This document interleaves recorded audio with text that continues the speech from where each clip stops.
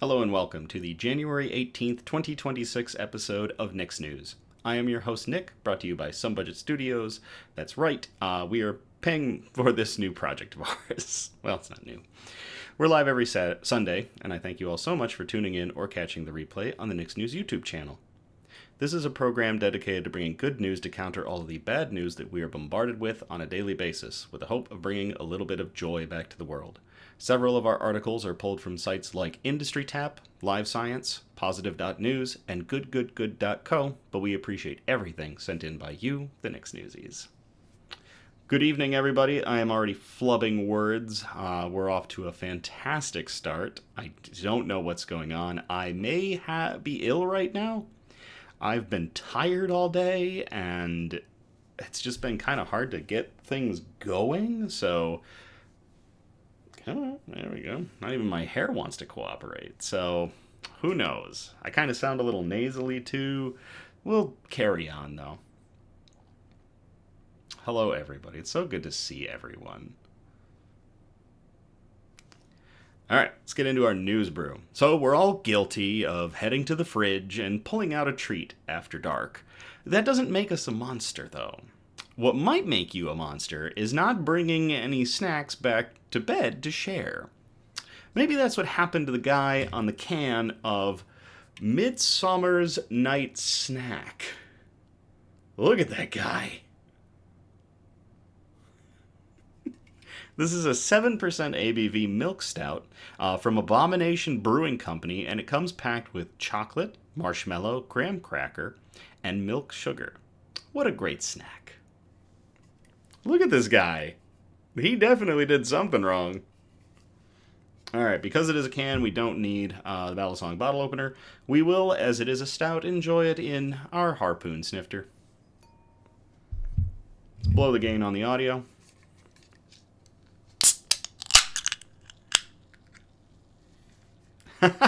Charlie Brown says, that's totally not terrifying. Becky asks, like a s'more beer. So it should be. The review... I can smell it from here. The reviews that I saw did tout it as having very s'more-like qualities. That's what I'm hoping for. Let's get into the theatrics of a 5-minute pour. It's dark, but not the darkest stout I've had. Pours a little thinner, too. It's not quite the motor oil that we're used to with some of the stouts that I have on this show.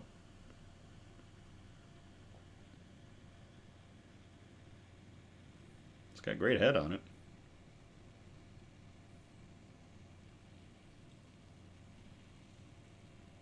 Ooh, I'm going to let that settle.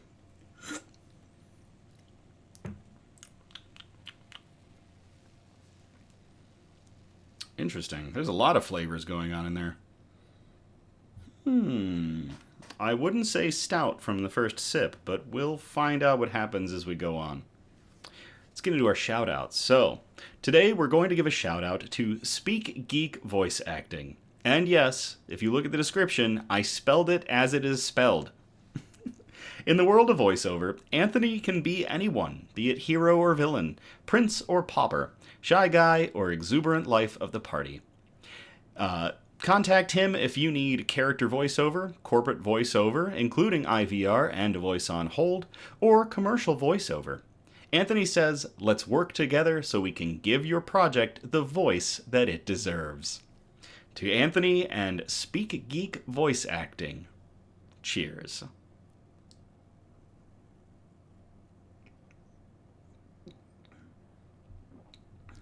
And we have included his links in the description below. Wow. There's definitely chocolate. It's like milk chocolate and baker's chocolate, which is like really dark chocolate. Very unsweetened chocolate. There's some graham cracker, and then there's a lot of campfire. There's a lot of like smoke. I'm going to try it again.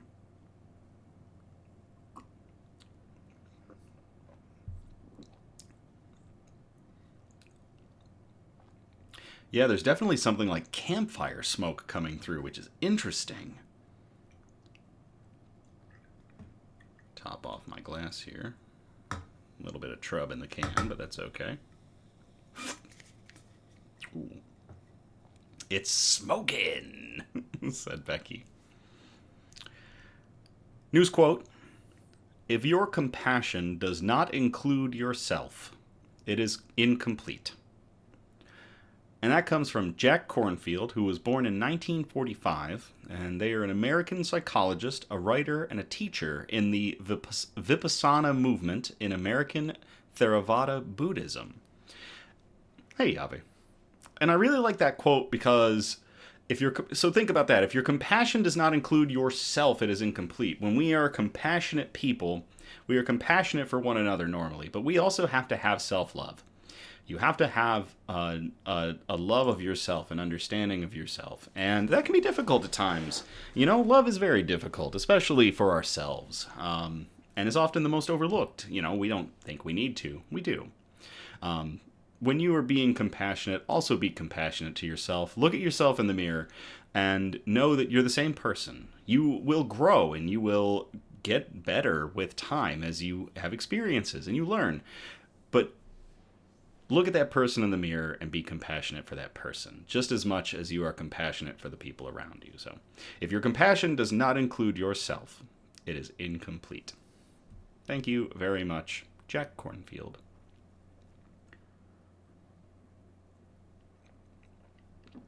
Becky in the chat said, self-love is hard, but not impossible. I agree. And Charlie Brown said, that is true. Thank you, Charlie Brown. Bug update. There was some excitement in the bug world. For a moment, I thought that Ripley, our tailless whip scorpion, had passed away. I hadn't seen her in a few days, so I went in to go look around and see what had happened, and I saw something lying on the moss behind her hide, and I thought it was her. I thought she had died.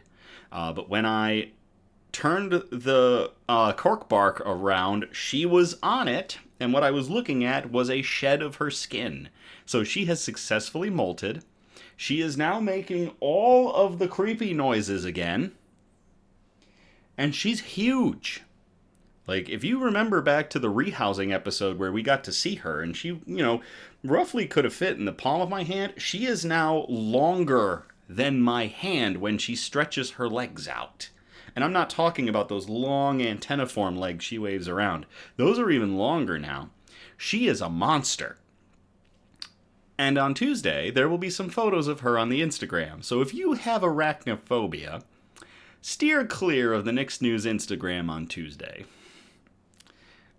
Daku, yours a big baby girl. She is. She is beautiful. She's a big baby girl. Producer Donna loves her. And she has been scaring the shit out of me all day. Like, any time I've been in here, she's been making noises back there. And it is horrible. Horrible. Little John is great. He's been very photogenic. He's very active. Little John is our brand new Emperor Scorpion who lives in this vivarium right here. If you see him crawling around, please post an emoji of a scorpion in the chat or just shout Little John.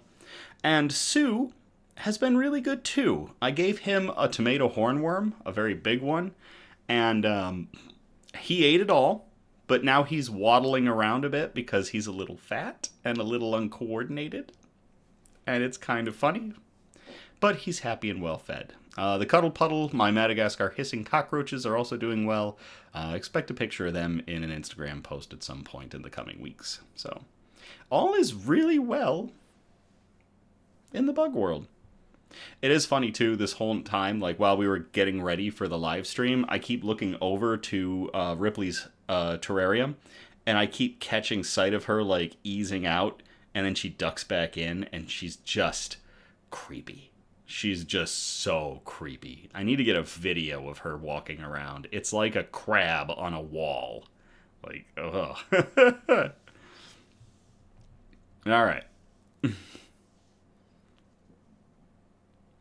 Yes, producer Donna said, Ripley was lurking in a corner and scared the crap out of Nick today while we were doing pre-show. So I was going to get some photos of her on her cork bark. So I started going in. I reached in and I started moving one of the other pieces of cork bark, and then I saw her move because she, like, imagine my hand is here. She was right here in the corner of the tank waiting for me.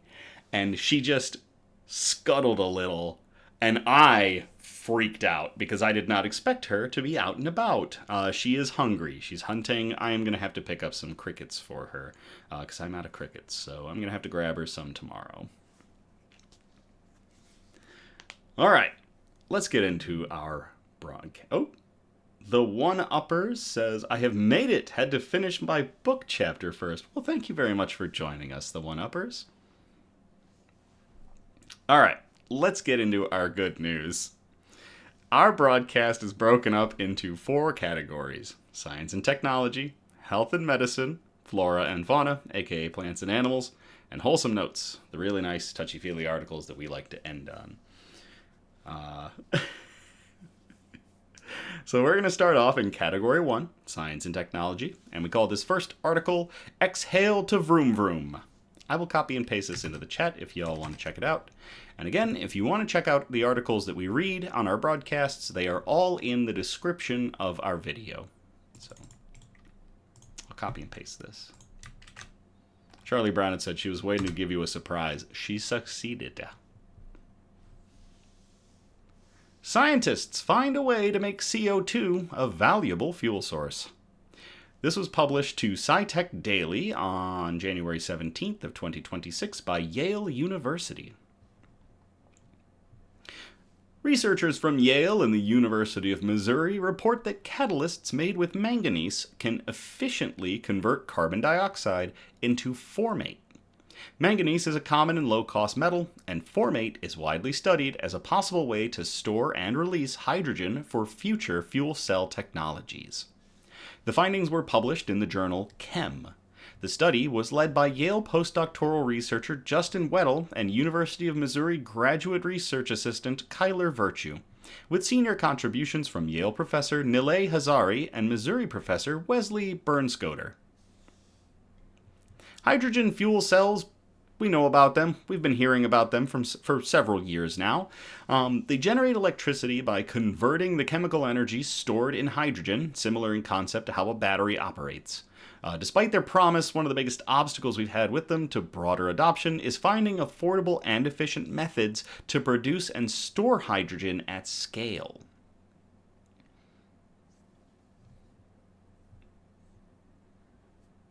Daku says, Handsome Dan strikes again.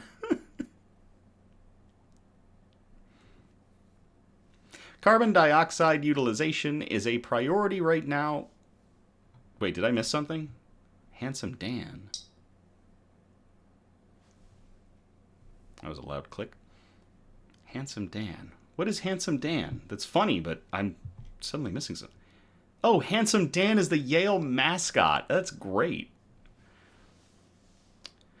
Carbon dioxide utilization is a priority right now, as we look for renewable chemical feedstocks to replace feedstocks derived from fossil fuel, said Hazari, the John Randolph Huffman Professor of Chemistry and Chair of Chemistry in Yale's Faculty of Arts and Sciences, or the FAS.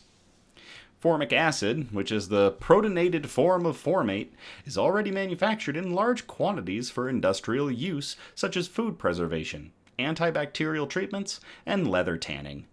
Scientists are also investigating it as a potential hydrogen source for fuel cells, provided it can be produced in a sustainable and practical way. Currently, industrial formate production involves the use of fossil fuels, and is thus not considered a sustainable option in the long term.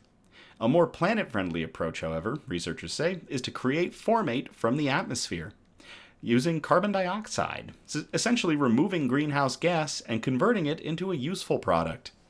But to do this, a catalyst is required, and therein lies the challenge for researchers. Many of the effective potential catalysts in development are based on precious metals, which are expensive, less abundant, and tend to be high in toxicity. On the other hand, metal catalysts are more abundant, more sustainable, and less expensive, and have tended to be less effective since they decompose rapidly, which limits their ability to convert carbon dioxide into formate. So, pros and cons. A lot of pros and cons. Hazari's team offered a new approach. The researchers were able to extend the catalytic lifetime of manganese-based catalysts to such a degree that their effectiveness outpaced most of the precious metal catalysts. The key innovation, they said, was to stabilize the catalysts by adding another donor atom with the ligand into the ligand design. Ligands are atoms or molecules that bond with a metal atom and influence reactivity. I'm excited to see the ligand design pay off in such a meaningful way, said Weddle. The researchers have also said their approach may be broadly applied to other catalytic transformations, beyond the conversion of carbon dioxide into formate. That's really cool. And you can reference this improving productivity and stability for CO2 hydrogenation by using pincer-ligated manganese complexes with hemilabel ligands, if you're interested in chemistry science like that. That is really neat, though, to everybody involved from Yale and the University of Missouri with finding new ways to create fuel for hydrogen fuel cells. Cheers.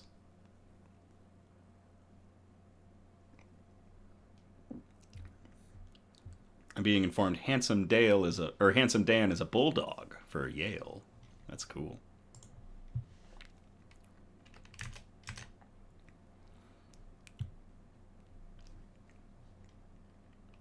And it looks like I have a typo I'm going to have to fix. I'm not sure when that typo popped up. I called this... Becky says, good job saying those hard words. We really need to do a mega cut of me flubbing words and names and just butchering things, or just the fight that I have with chemistry and certain mechanical terms as well. So, or biology. It's the chemistry and the biology names that get me. So we need to do a smash cut of all those. I call this next article an adorable solution for plastic pollution. I think it's written wrong in the description. I'm going to have to go back in and change that. But I will copy and paste this into the chat if y'all want to check this article out. Uh-oh. Producer Donna says it's already in the works. Apparently the smash cut of me flubbing words is already in production. Why am I not surprised? Plastic-free soy sauce container biodegrades in 4 weeks. This was published to Popular Science on January 9th of 2026 by Mac DeGurin.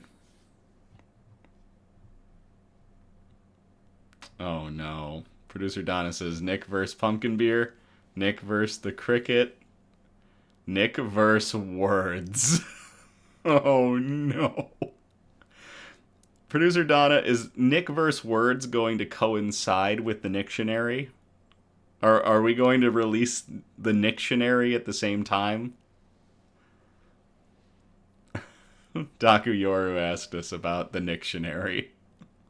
Which, if you didn't catch that episode or the VOD of that episode, the Nictionary is going to be a collection of me having screwed words up, which usually happens while we're recording TikToks. And we're going to release them to all of you to come up with what the words mean. I do several read-throughs of our TikToks when we're getting them ready, but even I have, I'm only human, so. Producer Donna says, you don't have enough words in the Nictionary yet, we only have a couple. Okay, so we're going to have to get more words. I'm going to have to screw more words up. But we got it going. Let's get into our article. Chances are, sushi aficionados have left a restaurant takeout in tow, and with a handful of adorable, yet environmentally problematic, fish-shaped soy sauce packets. These single-use plastic shoyu-tai drip bottles are as iconic as they are convenient, but their small size and disposability mean they often end up sliding down sinks and into drains. Eventually, these plastic faux fish make their way to landfills, or worse, the ocean. Once in the big blue, they slowly break down into microplastics that are then eaten by real fish. Ironically, those microplastic-filled fish may one day end up nestled between rice at a sushi bar. One Australian state has already passed legislation banning the plastic fish-shaped soy sauce packets, and others are reportedly considering following suit. But designers at Heliograph and Australian design studio Vert Design may have found a way to keep the fish packet alive, albeit in a more sustainable form. Their newly designed fish is called Holy Carp and is made entirely from biodegradable plant fibers. Allegedly, these fibers will completely break down in just 4 to 6 weeks, leaving no microplastics behind. The new product is also noticeably heftier than a typical plastic fish, with a liquid capacity of 12 milliliters, a deliberate choice informed by research showing that diners often use more than one packet per meal. Tend to use a ton of soy sauce. I'm pretty sure, folks use a ton of soy sauce. So giving them more maybe isn't the solution, but who knows. The soy fish are cute and convenient, but while they serve their purpose for just a few minutes, they can persist in the environment for hundreds of years, Heliograph wrote in a blog post. The company estimates somewhere between 8 to 12 billion plastic fish soy sauce packets may have been discarded since the product's introduction in the 1950s. They've become a symbol of a wasteful linear economy that's harnessing both people and the planet, Heliograph added. Heliograph and Vert Design say they gathered feedback from restaurants to arrive at a design that preserves some of the original fish's emotional nostalgia while prioritizing sustainability. The new container is made primarily from bagasse pulp, a byproduct of sugarcane production that has already been proven effective in other biodegradable packaging. When diners squeeze the fish's engorged belly, soy sauce trickles out through a small dropper near its head. The team says the container is made entirely without PFAS, synthetic compounds that can take thousands of years to degrade, often called forever chemicals. However, there are some drawbacks. Since the fish containers need to break down quickly, it can only hold sauce for about a maximum of 48 hours. This means restaurants will have to fill the containers individually themselves. Heliograph and Vert Design optimistically suggest that this could result in fresher sauce for customers. It also means more work for store employees. The plastic fish were reportedly first invented in Japan in 1954 by Teruo Watanabe, the founder of Japanese houseware company Asahi Sogio. The earliest versions were made out of ceramic and glass, but the push for mass production and the timely advent of inexpensive industrial-grade plastics led to the creation of the now iconic polyethylene container. As in so many other cases, the pursuit of scale prompted manufacturers to adopt single-use plastics.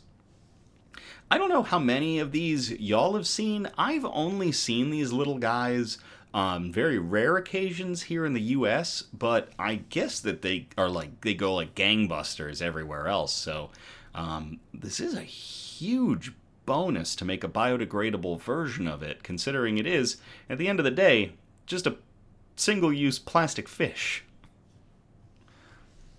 Like water bottles and plastic grocery bags, these plastic fish are particularly problematic because of how long it takes for them to break down. That's partly why lawmakers in South Australia passed legislation in 2025 officially banning the fish-shaped containers.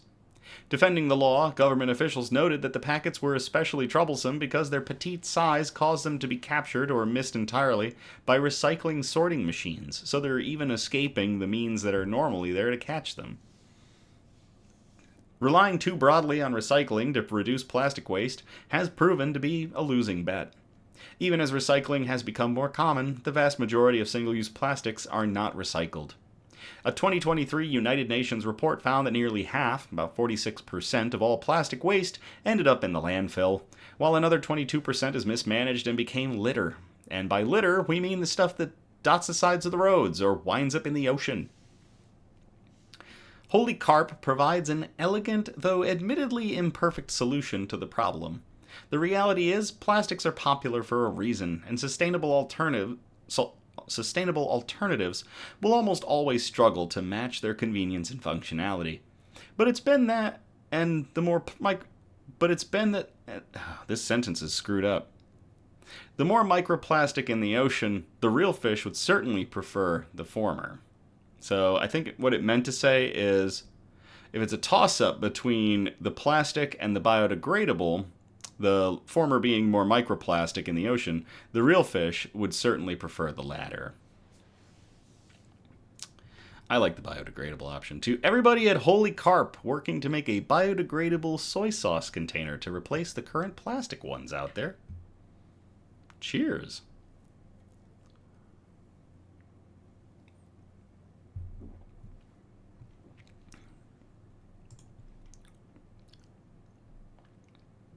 It's warming up a little. There's still a lot of smoke to the beer, but I am definitely tasting the marshmallow. It's a little sweet. There's a lot of heavy dark chocolate going on.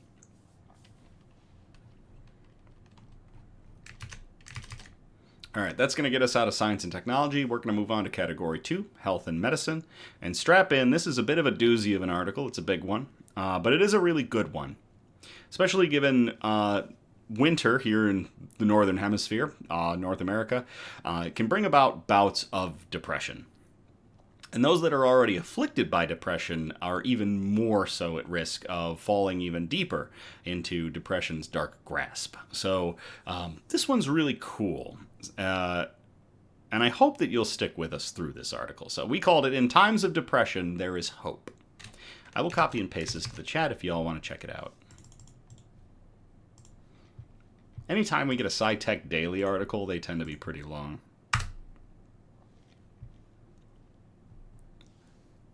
Patients once paralyzed by life show lasting recovery with implanted nerve therapy. This was published to SciTech Daily on January 17th of 2026 by WashU Medicine. Around 20% of adults in the United States will experience major depression at some point in their lives. Many people feel better after trying a few treatments, but for as many as 1 in 3 patients, depression remains despite standard antidepressants or psychotherapy, a condition known as treatment-resistant depression.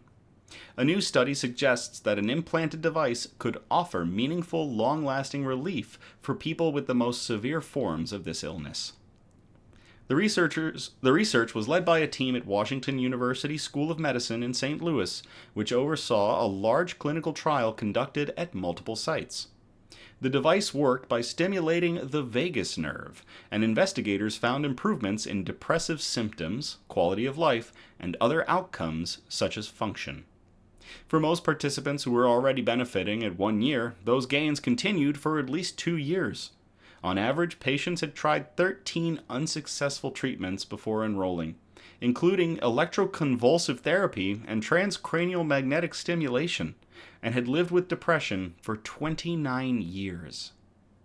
The results come from the ongoing RECOVER trial and were published in the International Journal of Neuropsychopharmacology.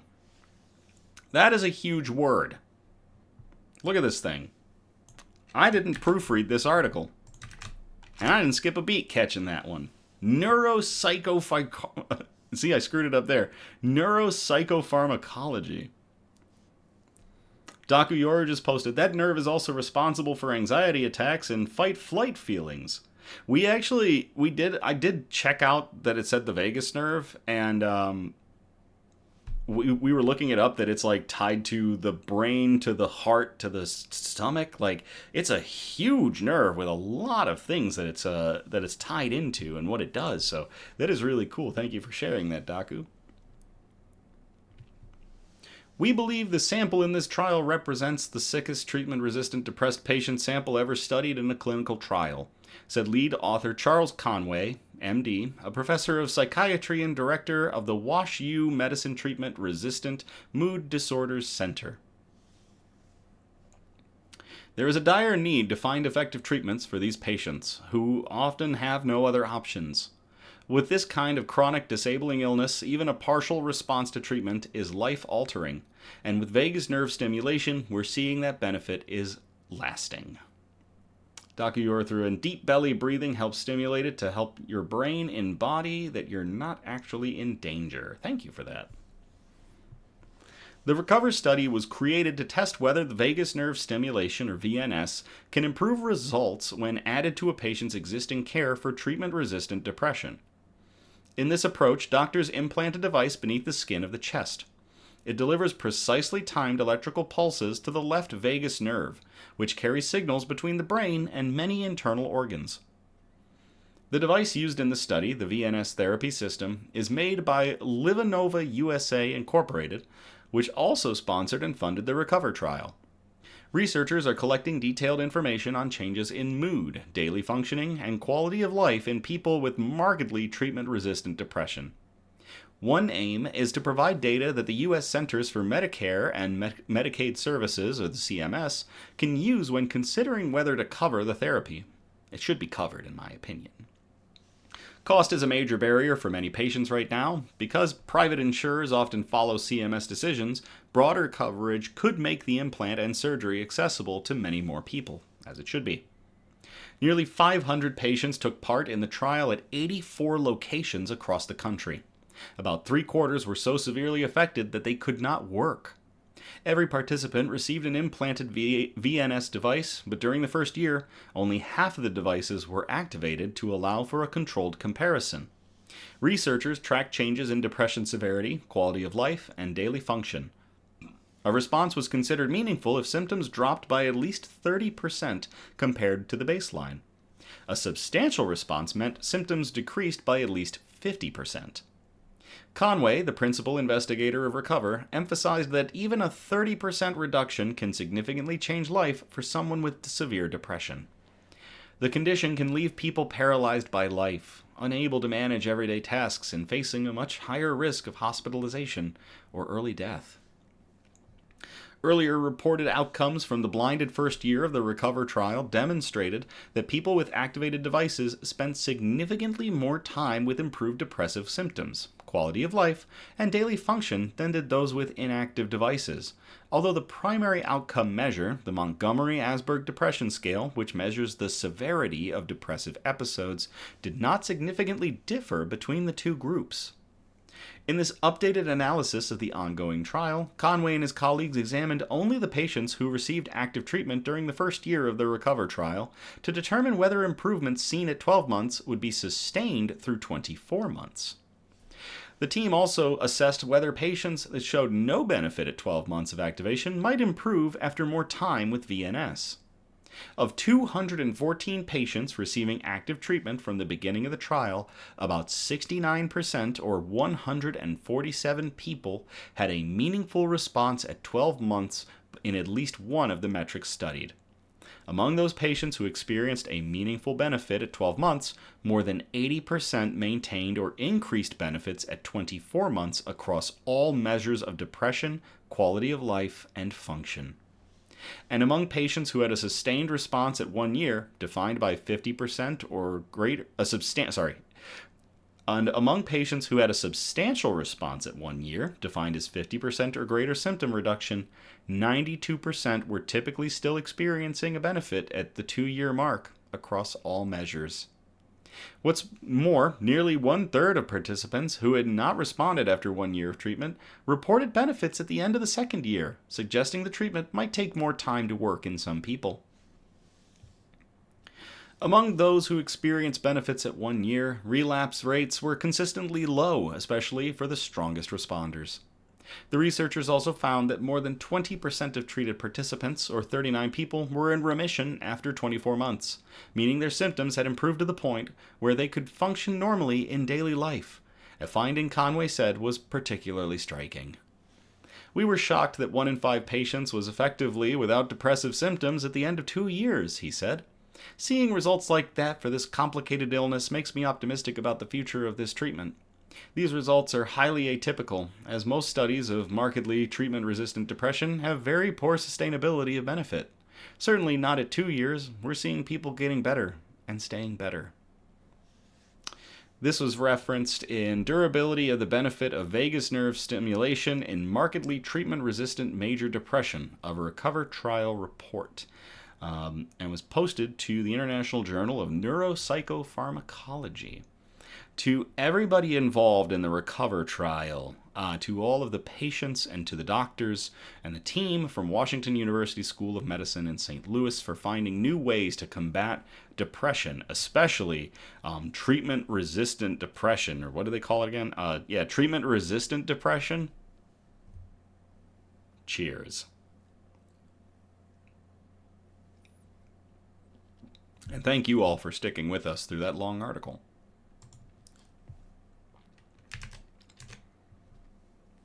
That's going to get us out of health and medicine. We're going to move on to category 3, science and flora and fauna, aka plants and animals.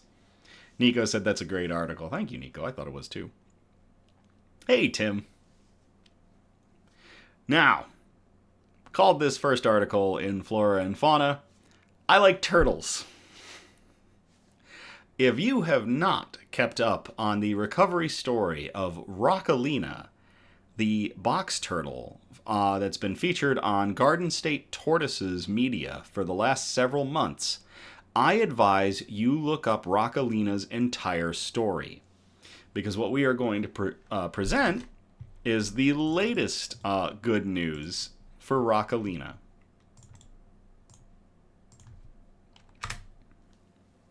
I'll paste the article in the chat if y'all want to check it out. Rockalina the turtle meets member of her own species for the first time in 48 years. This was published to the CBC on December 16th of 2025 by Sheena Goodyear.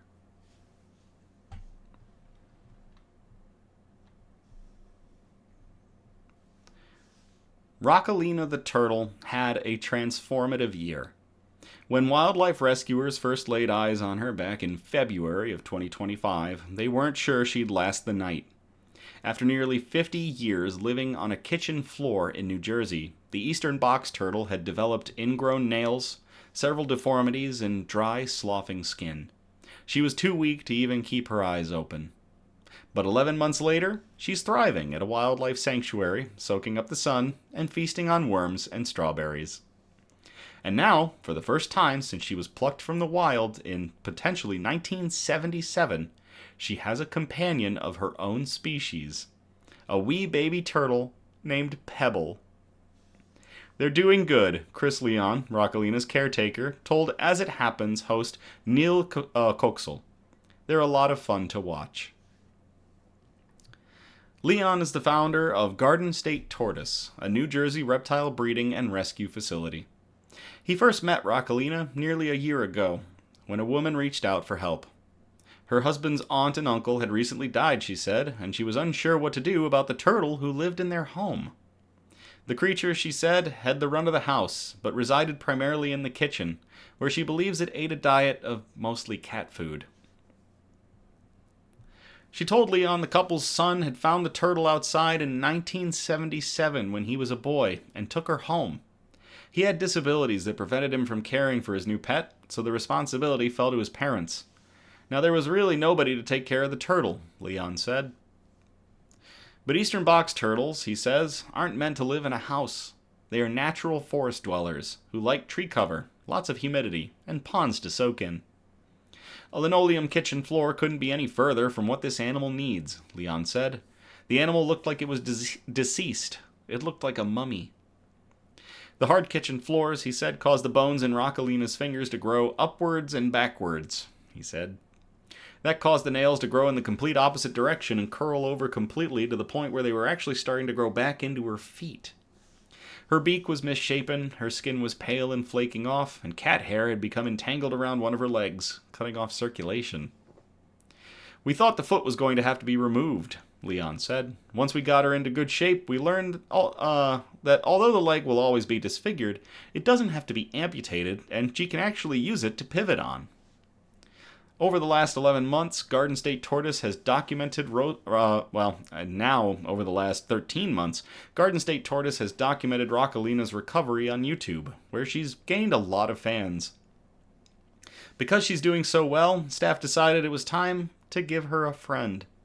Eastern box turtles, Leon says, live in colonies, and it's important they socialize with their own kind. Enter Pebble, a brand new turtle hatched at the facility just for Rockalina. The duo, Leon says, seem to be hitting it off. In their supervised interactions so far, they seem curious about each other, sniffing each other and craning their necks to get a good stare. Curiosity is a good trigger to know that they're feeling good, Leon said. Leon urges people not to remove turtles from their natural habitats. but he says it's too late for Rockalina to go back to the forest, where she'd be unable to defend herself from predators. So the staff are doing their best to make her as happy as she can be for her remaining days, of which there could be many. Box turtles live for very long periods of time. She could go another 50 years, believe it or not. To Chris Leon and everybody at Garden State Tortoise for rescuing Rockalina, to her new little friend Pebble, and to Rockalina herself. Cheers.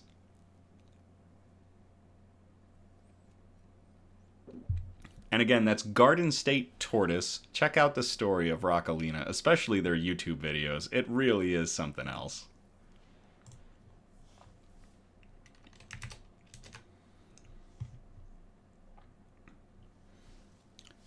This next one we called, I don't know if there's anything better than Frog Sauna.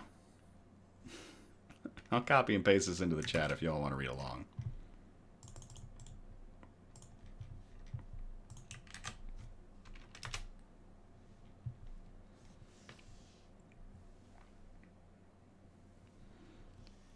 A biologist successfully saved these endangered frogs from a deadly disease by building them tiny frog saunas. This was published at goodgoodgood.co on January 14th of 2026 by Megan Cook.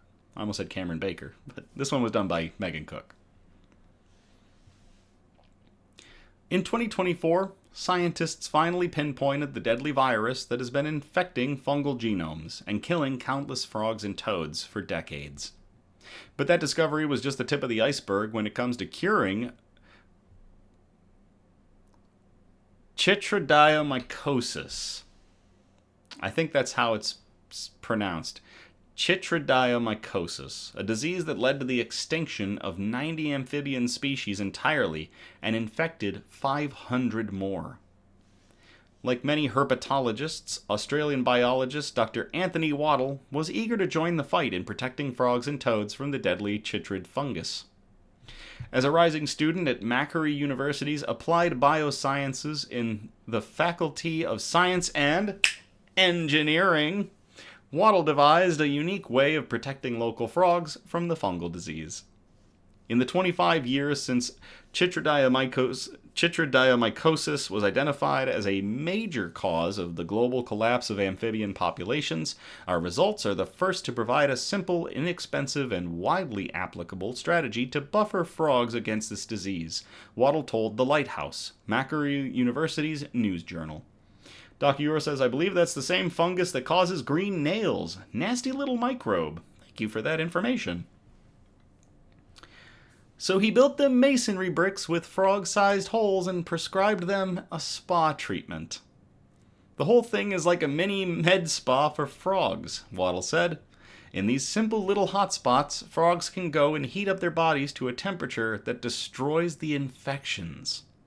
As with many human diseases, such as influenza, chytridiomycosis is seasonal, he explained. Winter is a particularly vulnerable time for the frogs, given there are few opportunities to heat themselves up.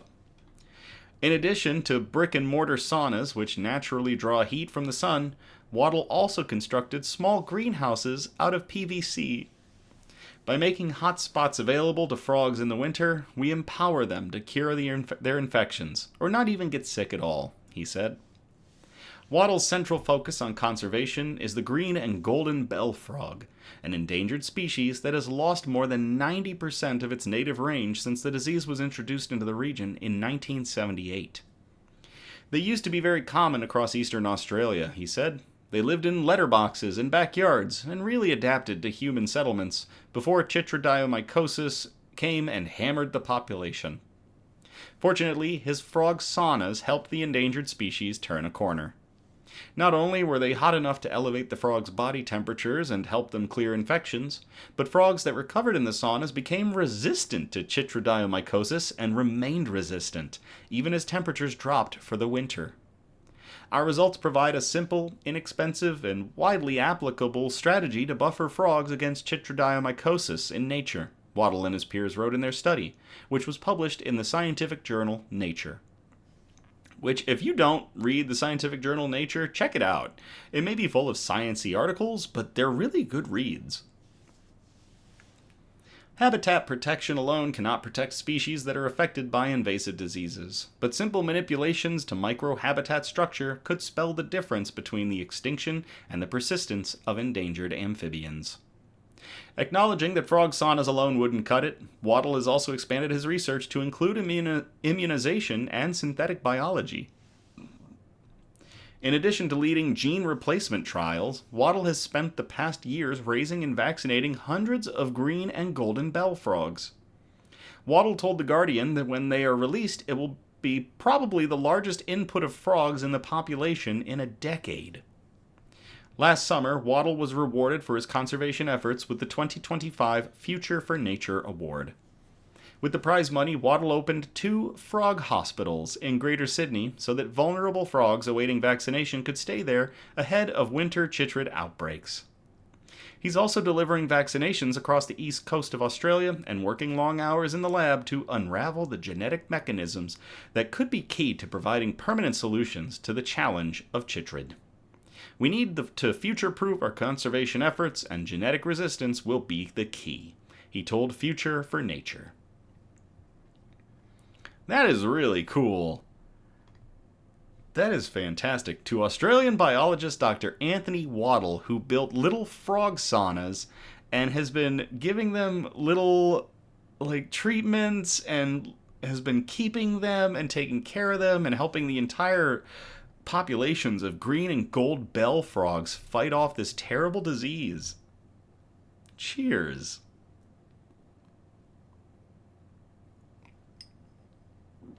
Producer Donna said, I hope this goes worldwide. I know the problem is not isolated to Australia. I agree, Producer Donna.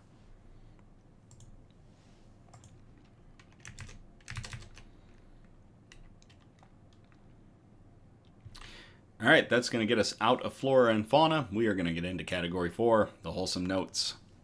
We have 2 articles here. This first one is going to be a little controversial. We usually do not try to do any political articles. We try to shy away from things like that, if just to maintain doing an unbiased product, or as best of one as we can. But this one really is something. It's a good article, it's a wholesome note, and it is a sometimes it takes a village article. So I will copy and paste this into the chat if y'all want to check it out.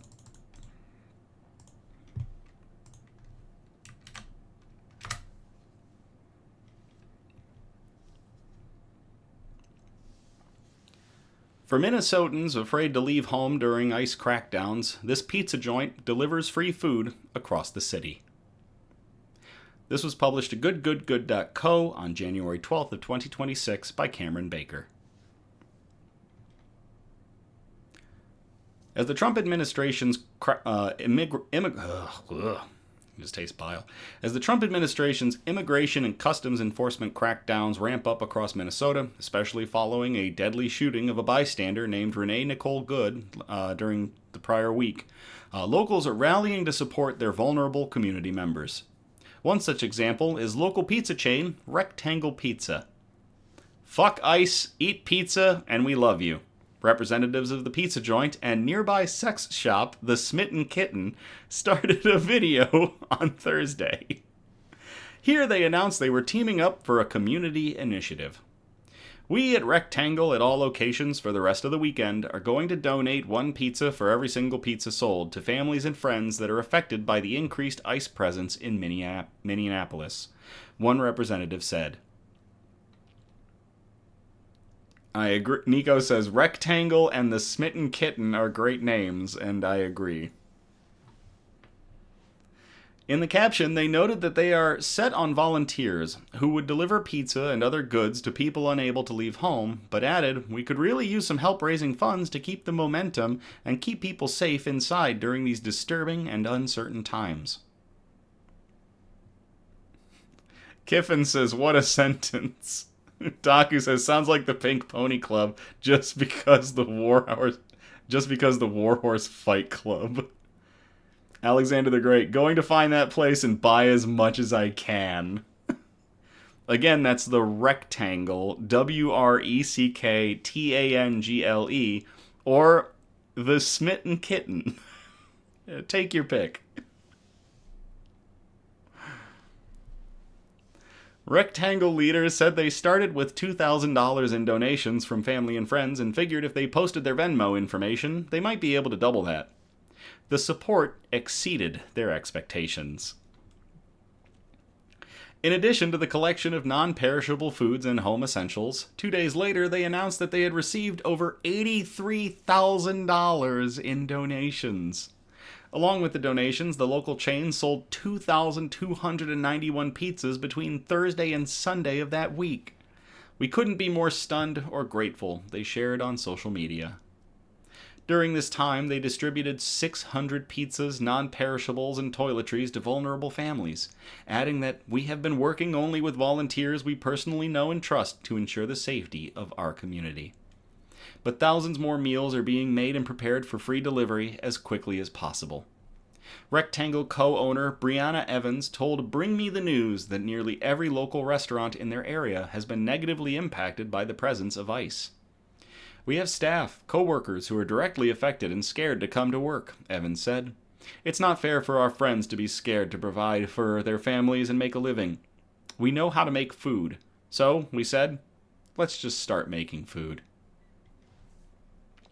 The company began donating their 13-inch frozen pizzas privately by connecting with their network of neighboring businesses and organizations. But then they realized the community could expand their efforts even wider. Trusted volunteers were sent off to deliver free pizzas and meal kits, and others came to the shop to help assemble the goods. I think that's a testament to our community, and that there's more good in the world than this horrible bad, and that they're making us go through, Evans said. After meeting an immediate need to distribute food, Rectangle owners are working to figure out how to best use the funds they raised to help the community. We are working hard with non-profit organizations to make sure these funds do the most good. We have not yet touched a cent, they shared on social media. As soon as we have updates as to specifically where your kindness is going, outside of purchasing food and home products, we will keep you thoroughly updated. And on Sunday, to finish out the campaign, Rectangle encouraged supporters to spend their money with other local restaurants. For one day only, they accepted emails containing a photo of a receipt from any Minnesota restaurant, and an additional meal was donated on their behalf. A lot of our community wants to come back to work, and we need to make sure these restaurants can help support their staff, Evans said in a social media video. We need you to be there. As of Monday morning of last week, Rectangle shared on an Instagram story that they received 176 emailed receipts, which translates to 176 more meals for vulnerable community members. This week has spread so much love and friendship, the company added in an Instagram story, and we couldn't be more grateful. Man, to everybody involved at Rectangle Pizza and the Smitten Kitten and other businesses in Minneapolis that are standing up and are helping out the community, giving back and doing amazing things. Sometimes it takes a village. Cheers.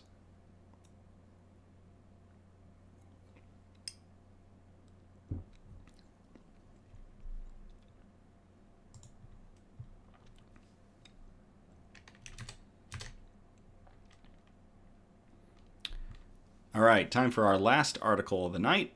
This one is a fantastic, wholesome note as well, and we called this one Sing Like No One Is Listening.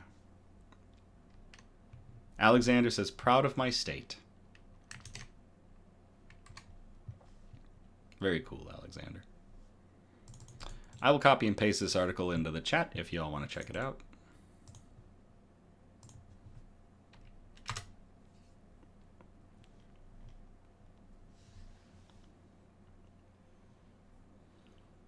Magic occurs.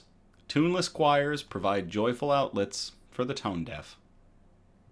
This was published in Nice News on January 13th of 2026 by Rebecca Brands. Sing like no one is listening is inspiring advice, but for those who can't carry a tune, it's often put into practice in spaces where, quite literally, no one is listening. And that's generally fine. Singing is good for you, whether or not another human hears. It's even better, though, when others are involved. That's why there's karaoke and stuff, but that's also why there's something like this. In addition to the science-backed physical and mental benefits that come with singing in general, communal singing specifically can increase feelings of connectedness and foster social bonds. So what are the tone deaf, those who either can't join a community choir or would feel guilty for throwing off the group if they did? What do?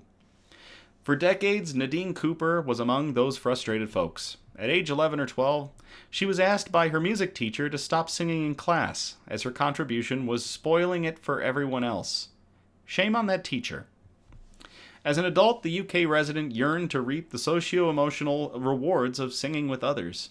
But when invited to join an open-to-all group in Nottingham, England, she worried she'd again ruin the experience for her peers. Instead, Cooper came up with an idea for a new type of vocal ensemble. One that was not merely open to all, but that had an emphasis, right in the name, on no singing ability required. She called it the Tuneless Choir, and on January 14th of 2016, with the help of Bernie Braca, the choir leader who'd asked Cooper to join her traditional group, they held their first gathering. Today, there are over 30 tuneless choirs across England, and 2 new branches just launched on Canada's Vancouver Island, led by UK expat Sharon Marnell. Next month, a weekend retreat back across the pond is planned to celebrate the concept's 10-year anniversary. Revelries will include karaoke, themed workshops, group singing, and even a flash mob. Nico says the woods would be very silent if no birds sang except those who sang best. Quoted Henry Van Dyke. I really like that quote. Thank you, Nico. Many of the members avoided singing for decades because someone told them they were tone deaf, Marnell told the CBC. But joining in with Tuneless, that didn't matter. They sang their hearts out. They laughed endlessly. They formed real friendships. It was life-changing. Tuneless choir members don't have to actually be tone deaf. In fact, only a small percentage of the population can claim that designation. And some can even hit the right notes at the right time. That may explain why listening to the group isn't the jarring experience you might expect. All it takes is for a couple people to get the melody right for the overall sound to resemble your average audience sing-along at a concert, rather than nails on a chalkboard. Marnell explained. Still, sounding good isn't the goal, or necessarily the result, and there is no pressure to improve. Someone once said that they hadn't heard that song sung in 19 different harmonies before, which was pretty incredible because there were only 12 of us in the room at the time, Cooper joked to NPR in 2020 of a post-performance review. The choirs are about joy, and that joy is spread to those who come to hear them sing. Yes, people do sometimes come to hear them sing. Though public performances aren't the standard, the group occasionally takes the stage at festivals and other events, where they'll often involve the crowd. Because we get the audience to join in, we're asked to come back again and again. Because who doesn't love a big old sing-along? Marnell shared with the Times columnist earlier this month. Members aren't given music to learn, just lyrics, and song choices are typically popular numbers, like top 40 hits or show tunes. We sing songs people already know, songs they would have heard on the radio, and sing along to in their car or in the shower, she said. Everything from ABBA to Led Zeppelin and musical theater to rock and roll and jazz. On the official website, those interested in starting their own tuneless choir can fill out a form to get the mini-franchising process started, and a choir locator shows existing groups around England. There's also an online meetup every other Tuesday called Virtually Tuneless that people can join from around the world. If you love music, if you sing in the shower, if you've been told you sound terrible, you're exactly who we want, Marnell enthused to the CBC. You don't need any musical ability at all. The Tuneless Choir tagline, singing like no one is listening. And when that happens, one member told NPR, magic occurs. To everybody involved with the Tuneless Choir across the world, for basically just that, singing like no one is listening, and just enjoying the benefits of singing with others. Cheers.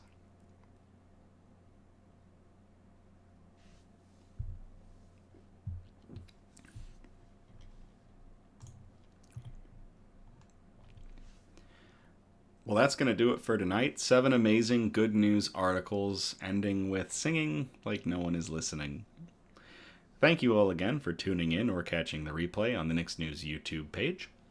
Again, we're live every Sunday, and our next episode will be on January 25th of 2026. We encourage participation, so by all means, if you feel inclined, you can message us to post suggestions for news brews, shoutouts, news quotes, and especially good news articles that we can present on future episodes of our program. You can message us on Facebook or Instagram, or email us at somebudgetstudios@gmail.com. Links are all in the description of this video. Feel free to like, subscribe, or comment on our content across Facebook and Instagram, YouTube, and even TikTok to get good news and joy out into the algorithms so that we can continue to grow Nix News and good news, basically. Please, no SEO improvements or advertisements. We're not interested. All of you continue to drive Nix News up and up. All of our numbers continue to grow, and I can't thank you all enough for everything you do. So, as always, thank you again. Have a great night. I love you all. Have a great night. And I will play us out.